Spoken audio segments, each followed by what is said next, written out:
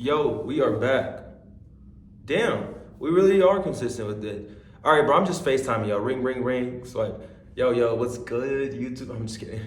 All right, this video is going to be about how I went from working, excuse me, 22 9 to 5 to a multi six-figure content amplifier. Yeah, 22. I worked, bro. Bro, I worked at every warehouse you can name, every fast food restaurant you can name. Not a gas station because I wasn't old enough. Every warehouse, every restaurant. Uh, yeah, Subway. Interviewed maybe a couple times at Wendy's, IHOP. Maybe not every restaurant. Scramblers. There's a lot. UPS, FedEx, Rogue, Limited, Amazon, Walmart, Target, Meijer, DoorDash, Roosters, everywhere. And a lot of you are probably wondering, like, dude, were you getting fired every month? Nah. I'll tell you what I was doing though. There was points of times where, like, I just hated working. There was points of time I would go into a job. Like, this is where I worked at Subway and Walmart at the same time. I would go into Subway, clock in at 11, and I was supposed to clock in at 1 at Walmart, go into Walmart, swipe my card, go back to Subway and work. Because Walmart and Subway were together, so I used to basically get paid at the same time. Subway was paying me $11 an hour, and Walmart was paying me $15 an hour, and I'm just like, yo, why not? So I was doing that until I finally got caught, and I got fired from Walmart, and I still worked at Subway. But Subway was my longest job, which was about a year and a half. But a lot of these jobs that I had, they were like jobs where I had for like certain periods, like 2 months, 3 months. There was never a job I had. Oh, I worked at Kroger too. Kroger was a long time. I worked at Kroger for like 6 months. But that was like, those jobs were like in between. It wasn't that I couldn't keep the job. It was just like, sometimes I was like, bro, I hate this. Like, I don't want to do this for the rest of my life. And I think a lot of teenagers and people my age in their 20s work a job that they absolutely hate, but they feel as if that's like the only route they can go, when in reality that's not the case. Like, you have full control of your destiny and what you want to do in this world. And people believe like having motion is going to a job every single day that they hate, making money, and then repeating that over and over again. In reality, what's going to happen is you're going to think you have motion, you're going to go to that job every single day for the rest of your life, and then next thing you know, boom, 20 or 30 years pass by and you're just sitting at the same factory job that you've been here since you were 15, 16, 17, 18. And you don't want that. You want to be able to realize and understand, like, okay, if I'm not in a place that I don't want to be, how do I get my ass out of this? And that's the realization that I had. Working all these jobs made me realize I don't like 9 to 5s. I don't like being told what to do. I don't like being on anyone's time. That's why I worked so many, because I needed to clearly tell myself and show myself, like, this life is not cut out for you. So that's when people ask me, why did you work so many jobs? It was simply because, bro, I needed to tell myself and prove to myself, like, this shit was so ass. So throughout all those jobs, you know, Kroger was like one of those jobs where I worked my ass off. I was working 80 hours a week. If you guys listen to Lil Baby, I was bumping my term like I was, like he was saying, working 80 hours a week, clocked in like I don't know, he was rapping about something. And I used to use all the music he would say, like everything in his music I can relate with. That's why he's like one of my favorite artists.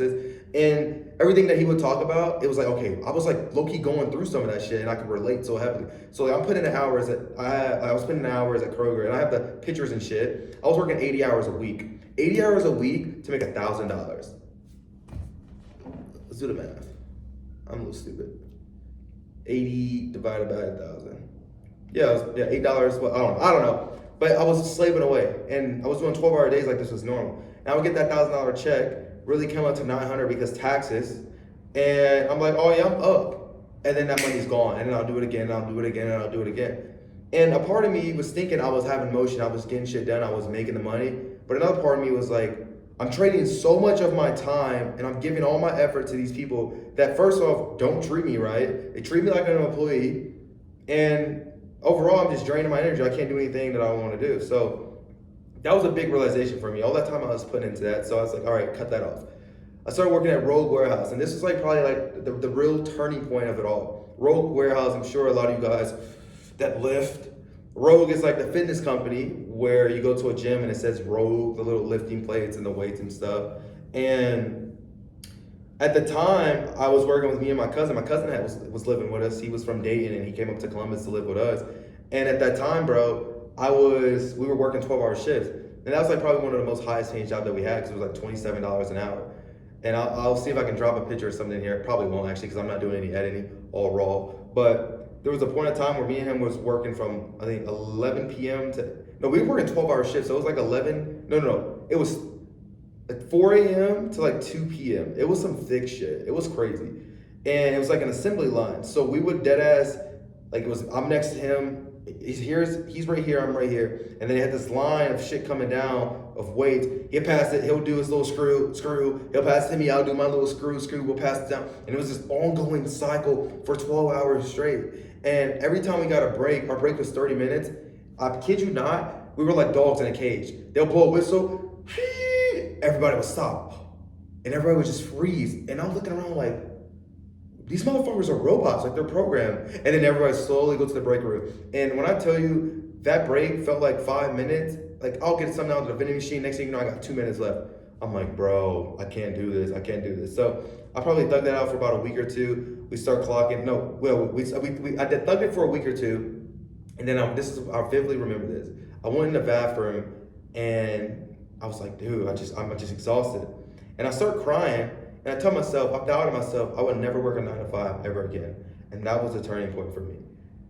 And right then and there, after that, we started clocking in, leaving. They finally called on and they fired us, so on and so forth. But after that, throughout all this, mind you, I'm still trying to figure out the online money space. I got into the online money space probably 2018, 2019. And as I was working all these jobs, when I slowly made that transition to the online space, I started using some of that money, burning in ads, of course, getting scammed with courses and shit, losing money, whatever. And after that, it was like, okay, I'm going all in on this shit. Like, I don't know how I'm going to do it.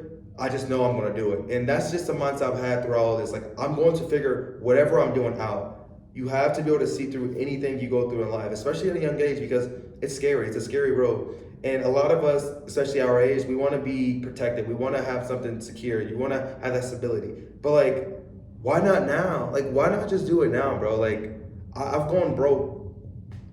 I don't even know how many times, and I don't regret it. I don't. Like, I've been down bad in my life, really bad at times, and I don't regret any of it. I look at it all like a blessing. Thank God. Like, I'm so happy. I'm so happy that God has put me through what He's put me through, and that He's going to continue to put me through because I haven't even started yet. I haven't even scratched the surface. You know, I'm just the start, just the beginning. So, you know, me being able to have that turning point in that bathroom and vividly telling myself never to do it again. It was just like, okay, you got to make some shit happen. I don't know how you're going to do it, but you're going to do it. I started DoorDashing because DoorDashing, if you're an entrepreneur, you want to get into the space and you don't know how to make money and you don't want to go to a job and clock in, DoorDash saves my life. Like, changed and saved my life. Although I was doing some effed up stuff DoorDashing too that I shouldn't have done. But DoorDash changed my life because it's instant money. Like, there was times where I would grind 10 hours. And the cool thing about DoorDash, bro, is you can DoorDash and just be vibing. You sit in the parking lot, do some product research, chill, get an order, boom, $10, 2 miles. I was a DoorDash demon. I was making like $300 a night, and I was smart. I would take the right orders in the shortest mileage, and then bounce back to a parking lot, chill, talk on the phone, whatever, and then do it again. I wish I would have documented me DoorDashing on TikTok. I could have been viral, really viral. But yeah, bro, I was doing that, and after that, it was like, okay, I could fund my life in a way where I didn't have to go answer to a job. Because DoorDash would always be good around like 6 o'clock, 7 o'clock when nobody wanted to, come out and stuff. So that was a big game changer for me. And then from there, bro, it was just like, okay, I gotta figure this business shit out. I don't know how I'm gonna do it. And I'm still figuring out to this day.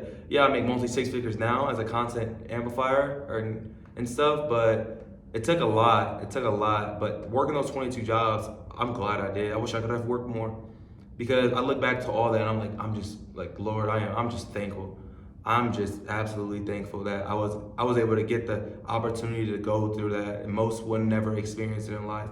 I'm so thankful for that. So, of course, what I do now, it's dope. Like, I wouldn't probably imagine myself doing this, but blowing brands up on TikTok. Like, I had my first success story. I made 120 grand in one night doing it, and then from there, I started doing it for brands, and then from there, I get to serve my purpose. I get to help others do it too now, which is dope. And a lot of them, the guys that I'm helping now, are crushing it. I've helped 15-year-olds make $20,000 in a couple of nights. Like, it's dope to see it now because some of them were in the position that I was in, hating a job. And I'm just like, bro, listen, you don't have to do that. You don't. It's all that shit that you're doing, like the job you're working, it's by choice. It's up to you to take the gamble on yourself. You gotta roll the dice at some point in your life. If not, you don't get to live the life you want. Like, I'm blessed to be out here in Utah skiing. Like, I wouldn't be here if I didn't take the chance and take the bet on myself. Like, I honestly need to take risks. I don't know, but I live by 3 words. Like, I have ambitious, dream chase, no, and it's ambitious, resilient, can't see it, and then I gotta get unstoppable on my leg. But those words, I've lived by them because it's like, first off, resilient, regardless of what happens in my life. First off, God makes it happen, which I'm blessed, and I don't ever question that. So whatever happens, I'm bouncing back regardless. I don't care how hard I fall, I'm gonna bounce back. Ambitious, just to have the drive, bro, to remember, like, nothing's gonna stop me. Like, I have a clear vision of where I wanna go in life, I'm gonna get there. And then unstoppable, like, you're just not gonna stop me. I don't care, I'm going to keep going. I don't care how many times I fail, I'm not gonna stop. There's never gonna be a point in me where I'm just like, I'm done with all this. I wanna go back to my job or 9 to 5, never. So you gotta be able to have that drive, you gotta have that why. But yeah, like I mentioned now, I blow up brands, I make multi-6-figure doing it. I help others do it, and it's cool. I can travel, take products where I want, get paid tens of thousands of dollars. And this is just starting. Like, TikTok Shop is big now. Content is going to grow. The creator economy is expected to grow over $110 billion in the next couple years. So yeah, that's it. But yeah, I appreciate you watching this video. We're gonna keep coming back with the bangers. But I'm excited. Peace. Whew.